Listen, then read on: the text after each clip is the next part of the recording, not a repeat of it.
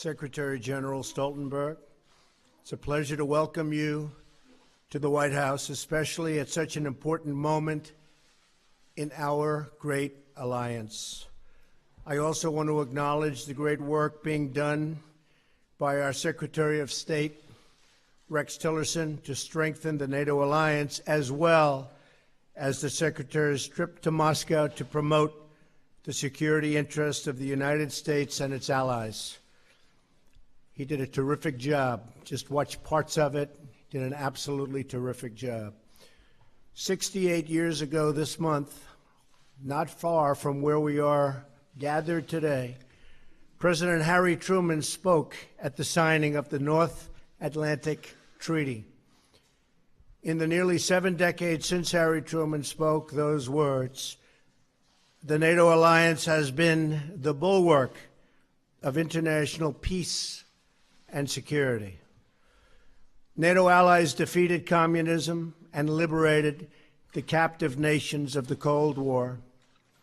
They secured the longest period of unbroken peace that Europe has ever known.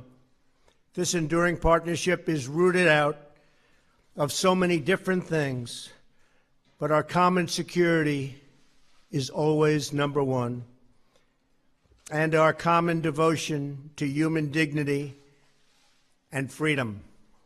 Since 1949, the NATO member states have more than doubled, increasing from 12 to 28. On Monday, I signed the protocol to approve the 29th, the country of Montenegro.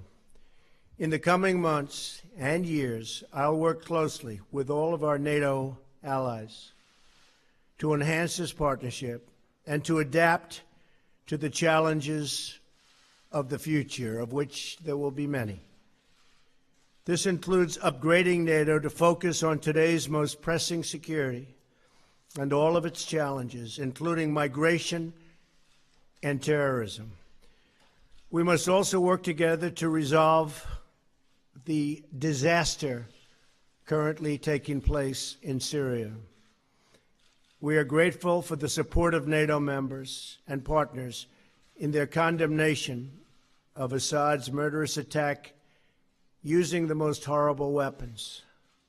The vicious slaughter of innocent civilians with chemical weapons, including the barbaric killing of small and helpless children and babies, must be forcefully rejected by any nation that values human life.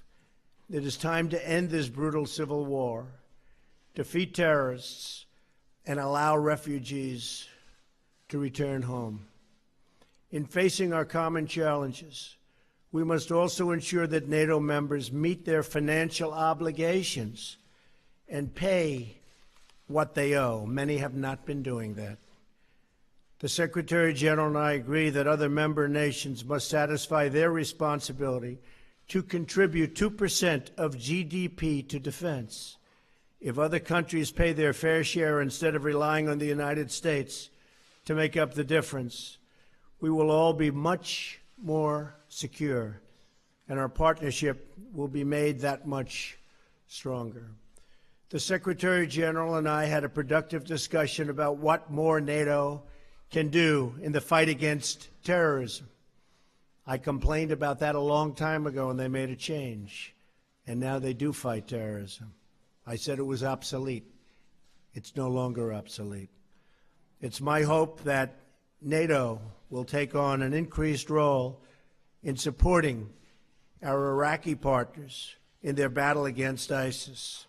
I'm also sending General McMaster to Afghanistan to find out how we can make progress alongside our Afghan partners and NATO allies.